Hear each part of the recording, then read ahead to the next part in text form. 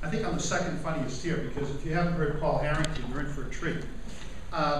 One of the things that Barry suggested we sort of think about, because we're in the middle of this gubernatorial campaign. I don't know who's running for what office, by the way. But we're in this middle of this gubernatorial campaign, and one of the things that we get to do before everybody assumes office is talk about some of the policy concepts that we encourage governors to think about. And so my experience in vocational technical education is now almost 35 years. So I was a teacher at Minuteman Tech in Lexington and was superintendent back in 1986, December of '86, about 60 pounds ago, about 25 years ago. And been at Shawshing since that time. There are my notes. And I was thinking about one of the 5 most important things I would recommend for gubernatorial candidates and their staffs to think about to protect and enhance technical education in the Commonwealth. And you know, some of the things I'm going to go over are what I call going back to the basics, but I think they're really important, because unless you understand the basics about how we fund schools or school districts and some of the fiscal challenges we have, you can't do anything else. So the first thing we'd recommend to the governor is to continue to make Chapter 70 funding a priority. We go to the next slide. Oh, I gotta do this, huh? You can do this. Just the arrow. The arrow. Nope. No. Oh, right here. Yeah. Fabulous. Oh, amazing.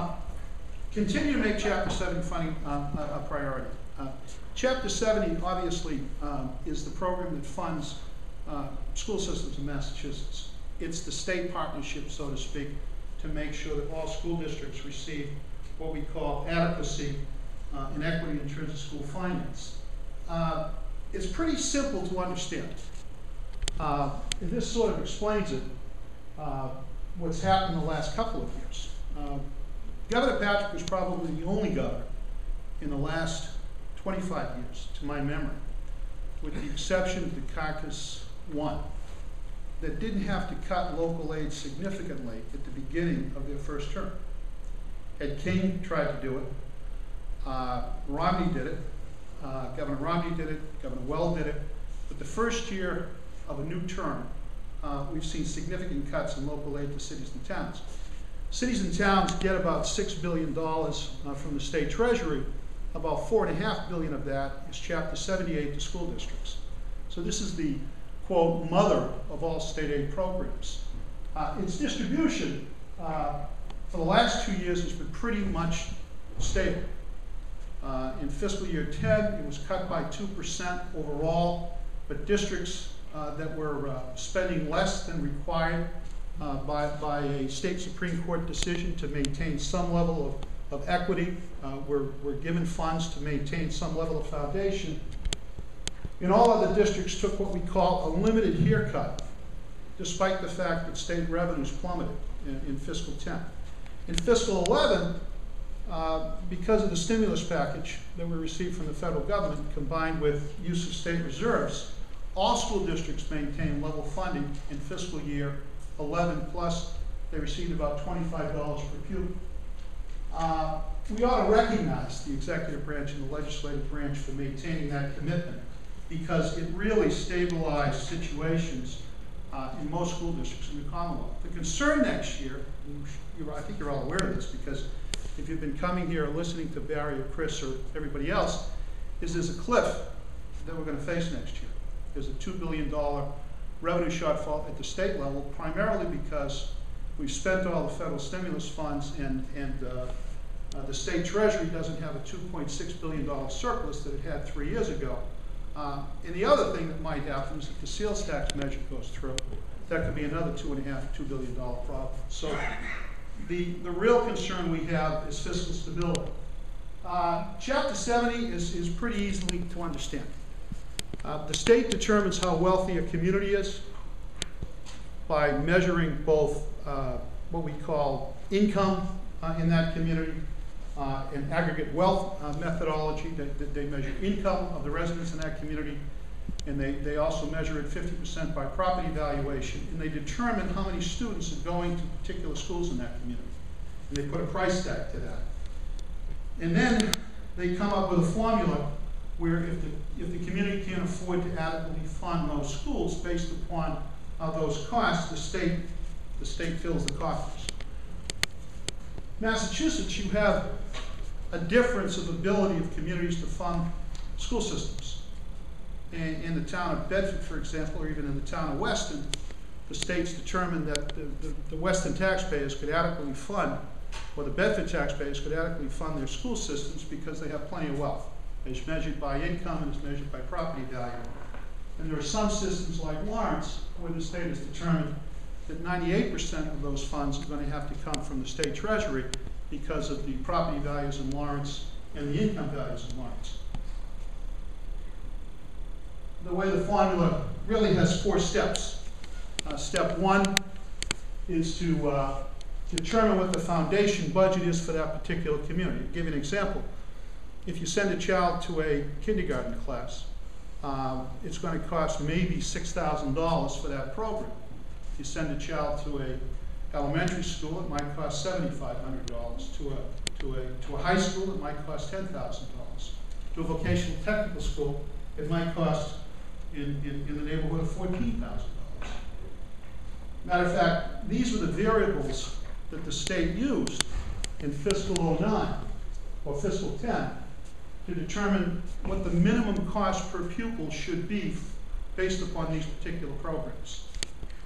So the state uses in its foundation budget, they assume a cost back then, and this is state average, of about $12,300 to send a student to a vocational technical high school versus $6,700 to send a student to kindergarten.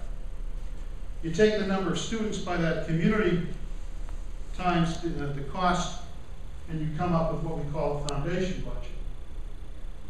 The state determines how much money it will pay for that foundation budget based upon the wealth of that community. This formula has been in place since 1993. It was modernized in 2007, both in support of Governor Romney's administration as well as the Democratic legislature. It has withstood the test of Supreme Court challenges. The Supreme Court of Massachusetts has determined this funding formula addresses the issue of equity and it addresses the issue of predictability.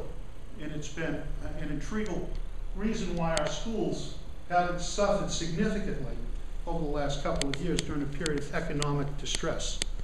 So if there's one recommendation we'd make to the governor and we'd make to any administration is support for Chapter 70 should be non-political. It's bipartisan. It's substantiated by court decrees, and it's worked. Obviously, to fully fund a formula in 1 year could cost a lot of money. So back in fiscal 07, when they modified the formula, it was agreed that we would fund this over a 5-year period. That had to be abbreviated because of fiscal distress that we've all experienced the last 2 years. But the goal of fully funding a Chapter 70 formula over time is important. This chart indicates that even though we've had a great formula since 1993, instructional spending in Massachusetts continues to go down at half the rate of inflation. Matter of fact, as a share of total spending, instructional spending went from 61% to 55% from fiscal 02 to 07. Net school spending, or what we spend on kids, is computed each year, and it's derived from the end-of-year reports that all the districts have to provide. It includes a number of things, including operational expenditures, municipal indirect costs such as insurance, maintenance, and administration. It excludes things like grants and revolving funds or capital expenditures. What's driven school budgets for the last number of years has really been the cost of health care. And I'm going to talk about that next. Because if you talk about adequately funding schools and you talk about adequately funding cities and towns, if you don't talk about health care costs, it's really become the Pac-Man, both of local budgets at the local level and state budgets at the state level. The Superintendent's Association has about 8 recommendations to improve the Chapter 70 formula. We've submitted these over the last number of years, and we hope that when the state fiscal health turns around, they can implement some of these suggestions. To implement these suggestions in a 1-year period would cost the state about $1.4 billion. So we recognize that that probably isn't going to happen in the short term. But within the existing formula, the assumption is an elementary school class size of 22. We're recommending that that be reduced to 20. Middle school class sizes in the existing Chapter 70 formula are too high. They assume a pupil ratio of 25:1 at the middle school. Anybody here ever teach in the middle school? If you teach in the middle school for 3 years or more, you're going to heaven. You can sin the rest of your life. I mean, it is a very difficult time. The state doesn't really give a lot of assumptions for special education rates. At the local level, where special education is about 15% of the number of pupils, I think the state has an assumption of a special ed rate of about 4.25% of the population. At the vocational level, it's a percent higher than that, although vocational technical schools serve a significantly large number of special ed pupils versus local school districts. One of the things that the state has done over the last number of years is they've used the inflation factor they've inflated the school budget using the inflation factor for the cost of delivering services to cities and towns based upon the prior year. That's been good, except for last year when the inflation factor was about a -2%. Healthcare costs, the state uses in their calculations a healthcare figure which is about $700 million below what actual cities and towns spend on healthcare. We're also recommended to these other 3 factors. This happens to be my school budget for the last 6 years. Hasn't gone up very much overall. Matter of fact, it's been pretty stable for the last 3 years. Last 3 years, our school budget has pretty much gone up 0%, and our cost to our communities has gone up 0%. Our student population continues to grow. There are 26 folk tech schools in the state, and for the most part, the number of pupils applying to our district this year, we had 630 students applying for 335 freshman seats. This shows our total spending vis-a-vis our member communities. I use this particularly when I speak to local finance committees. It shows, for example, in the town of Bedford, they spend about $13,000 per pupil in 06, up to about $15,879 in 09. You notice the difference at Shawshene. The reason why vocational technical schools have a larger per pupil expenditure is because you don't put 20 kids in the metal fab class, unless you want to call them Shawty, Nubsy, and Lefty. But you can't put 20 plumbers in a bathroom and expect them to understand the techniques of good plumbing. But it sort of shows that our costs have been held in check for the last 5 years. This shows our per pupil increases since from 05 to 09. This shows how we spend vis-a-vis foundation. For example, in the town of Burlington, let's say their foundation per pupil is about, let's say, $10,000 a kid. They spend $14,000 a kid. Foundation budget at Shawshene is about $14,500 a kid. We spend about $17,000 per kid. Statewide, the average school district spends about 115% of foundation, statewide. That means that the existing Chapter 70 formula, because of those inadequacies in the formula, particularly with respect to health care, it just needs to be modernized. The second suggestion is to deal with health care costs. They're the greatest barrier to adequately funding schools. And one of the things that I think we ought to think about is incentivizing local solutions by amending the Chapter 70 formula with respect to health care. I can go through this pretty quickly, but this comes right from the Department of Education, that on average health insurance spending in school districts grew by 74% over a 5-year period.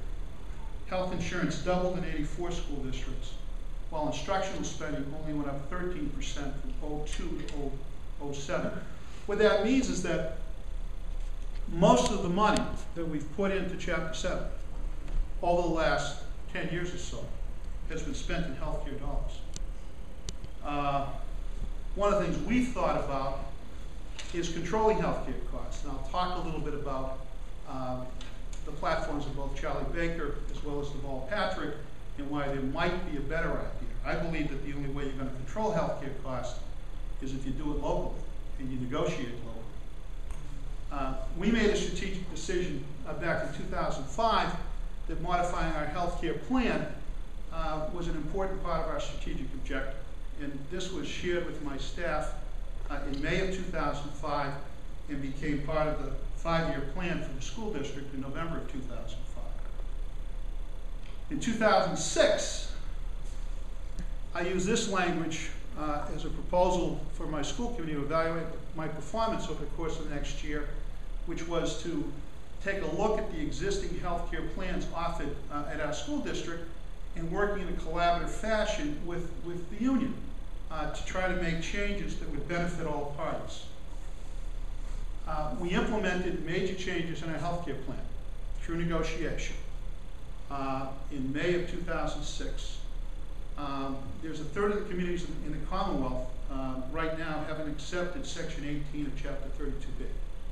This is a crying shame.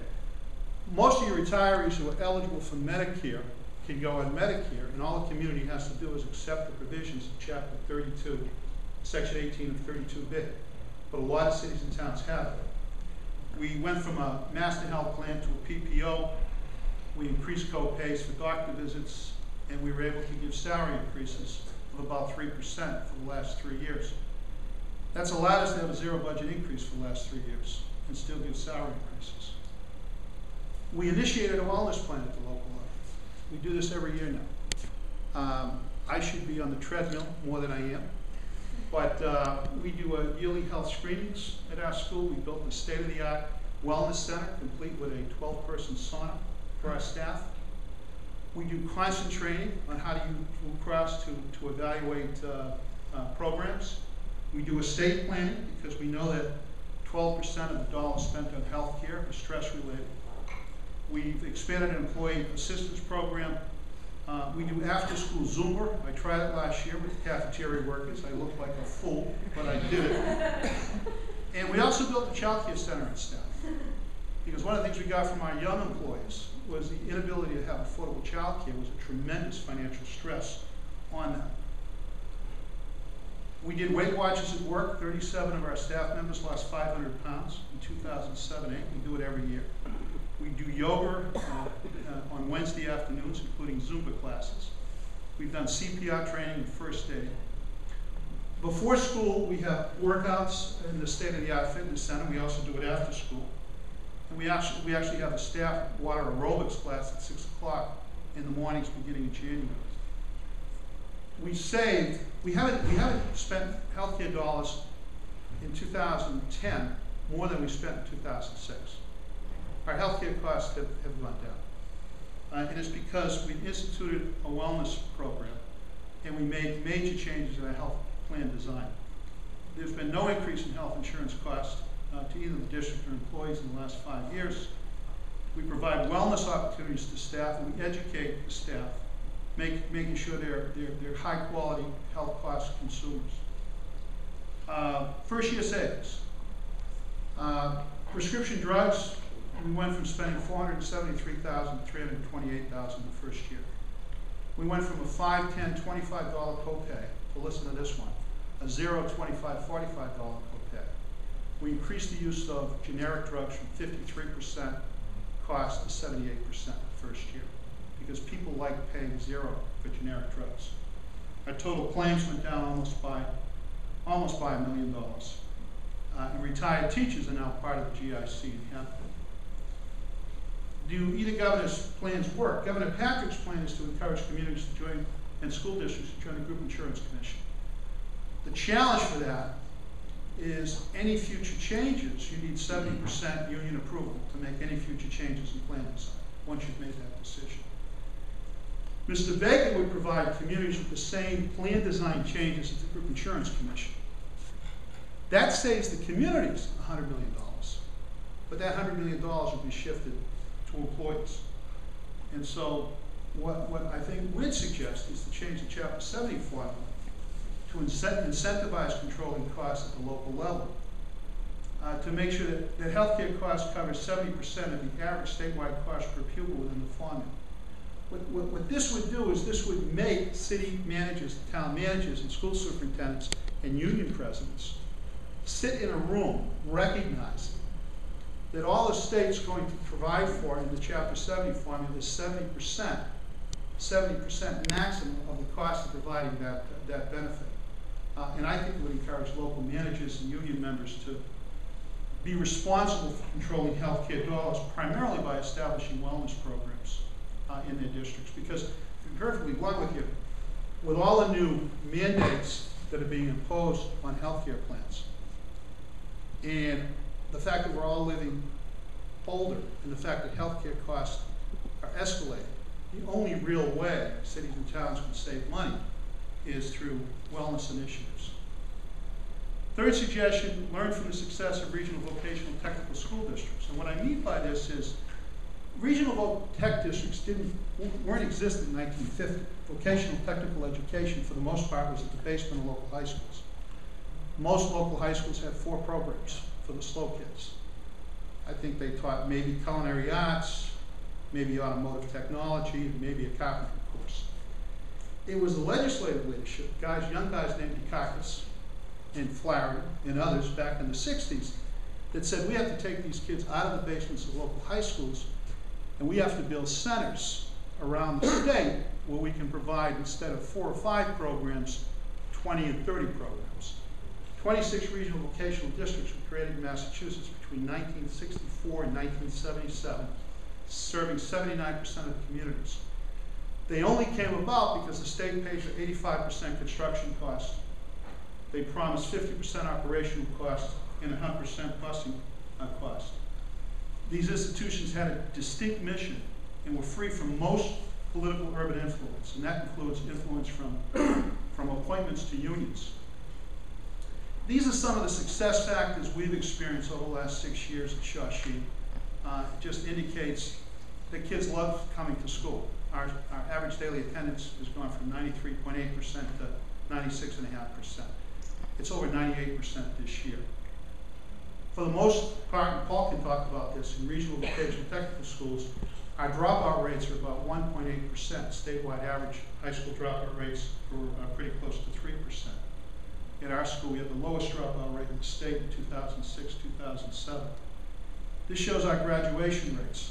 Most voc tech schools, statewide, if you're a special needs child, the chance of you graduating within 4 years is about 60%. If you come to my school district, it's about 96%. Average graduation rate in the state is about 80%. These happen to be the graduation rates in my districts, the 5 academic high schools in Shawsheen. MCAS performance, years ago, and Paul will talk about this, but people have paid attention to this. I was at a luncheon today with a bunch of superintendents, and they were all lamenting the fact that the MCAS performance at Shawsheen, and by the way, this is the percentage of kids in my school district who are disabled on IEP plans compared to my local towns. Local towns, Burlington, I think, has 12%, Tewksbury 13%, the other 15%. My district is 25%. And we beat every town across the board in MCAS for performance, percentage of kids scoring advanced and proficient in every category, with the exception of Wilmington. 90% of their kids were advanced and proficient in math. We were at 86%. But every other high school, we did better. This shows what's happened over the last 10 years. We've gone from 28% advanced in proficiency in English language arts to 93% advanced in proficiency this year. And we've gone from about 15% advanced in proficiency in math 10 years ago to 86% this year. We had the highest science scores in the state for any voc tech school, and we had the highest English language arts scores in the state. Fourth suggestion is to suggest that we measure other institutions using similar student outcomes as used by what we call career and vocational technical institutions. How do we measure success in a career and vocational technical institution? Well, we measure it by work-related employment, college and post-secondary enrollment, and we also do 1-year and 5-year follow-ups. One of the suggestions we'd make is why not measure other high schools and community colleges and workforce development programs in a similar fashion. This is a report I got 2 days ago. This, I've got to give Paul Harrington some credit. Last year we had 52 students on co-op. This year we're at 87 students today. And we measure this by the number of seniors who are working right now in a related trade as part of the senior cooperative placement program. I look at these statistics every week, and they're part of our administrative team discussion every week. I can tell you for the last 10 years how many of our kids have gone on to secondary colleges, or 4-year colleges, 2-year colleges, and how many have gone into employment. And we work with Paul in Northeastern on measuring their success over a multi-year period of time. I just happen to do this. I'm not picking on these universities, okay? And I didn't want to throw Northeastern out. But my 2 daughters graduated, one from St. Joe's University in 2002, and the other from UMass in 2003. And one of the things you hear from these universities is we don't have enough math and science students, and it's the high school's fault. At St. Joe's University down in Philadelphia, they had 869 degrees awarded. There were 71 in psychology, 382 in business, 92 in marketing, 80 in food marketing, 60 BA degrees. They had 8 students graduate with a BA in math, and they had 4 students graduate with a BA in physics. University of Massachusetts, 5,046 degrees. They had 1,564 from the College of Social and Behavioral Science. And I can read to you what those degrees are. 987 from the College of Humanities and Fine Arts. They only had 283 degrees from the College of Engineering and 92 degrees from the School of Education. So one of the suggestions I made, we got Abigail Adams scholarships, John and Abigail Adams scholarships. They were distributed to students this week based upon how well they did in MCAS. Maybe a consideration should be, if we want more students to going into science and mathematics, that we only award those degrees or those scholarships to students going into science and mathematics. When racing to the top, we suggest you try to figure out where you're headed. Our concern long term is a Common Core curriculum might not fit all students. Right now, about 40% of high school students acquire a baccalaureate degree. 60% don't. President Obama mentioned about a month ago that the goal within the next 10 years is to make sure that 60% of all high school students acquire a bachelor's degree, a baccalaureate degree. The challenge is, what do we do for the other 40% or 50%? How do we develop skills and competencies so that they can succeed in a 21st century economy? Substituting MCAS for an end-of-course exam might be a mistake, and we ought to reconsider that as we plow through this race to the top challenge. And finally, it is about jobs and it's about the economy. And it's also about a meaningful life. And being a craftsman, or being a technician, or for that matter, being a coal miner, isn't a second-class job, particularly if you're paid a livable wage. The last suggestion we have is we need to modernize our career and vocational technical education programs. There are some challenges in the current law. The definition of CVTE programs hasn't been changed since 1987. It's okay for a vocational technical school to have a cosmetology program, but it's not okay to have a barbering program. And that's because the state law won't allow it. Secondly, our licensing boards, and they're starting to control the amount of time necessary in order to get a license. They should include representation from Chapter 74 of CVTE programs. They shouldn't be totally union dominated, and some of them are. Thirdly, state aid and local revenues must continue to follow students. I was with the superintendent at Tewksbury the other day, and there are 28 more students coming to Shawshene Tech this year than last year, and they've lost 189 students in Tewksbury Public Schools. They've lost almost 20% of their student population in the last 5 years. State aid and local revenue should continue to follow kids, and the courts should demand it. The program outcomes need to be continued measurable, whether it's an MCAS exam or some other type of exam, but we have to start putting placement into the category of measurable. New program formation should be tied to labor market needs, and they need to be validated by an independent party, whether that be Northeastern or somebody else. Catherine Craven, you know her from the Mass School Building Authority. She went out to the Putnam School out in Springfield. I don't know if you know this one. But they make decisions out there based upon student interest. And she was amazed that there was 13 cosmetology teachers in that one institution. 13. So we can't let kids pick and choose what they want to do. We need labor market trends to help make that decision. And lastly, there needs to be, when the state does a coordinated program review or somebody comes in and does an accreditation challenge, they should take a look at what programs are obsolete and which ones we should get rid of. This, for example, is a diesel program at my school that had what I call poor placement the last 4 years. And this is my health technology classroom that has desks in it along with beds. So we decided to rip down this whole diesel program. And this is at the wing of the building. We have a 256,000 square foot facility. We're going to build a new addition of about 2,500 square feet and renovate the diesel shop, which had about 12,000 square feet. It's going to look like this by next August.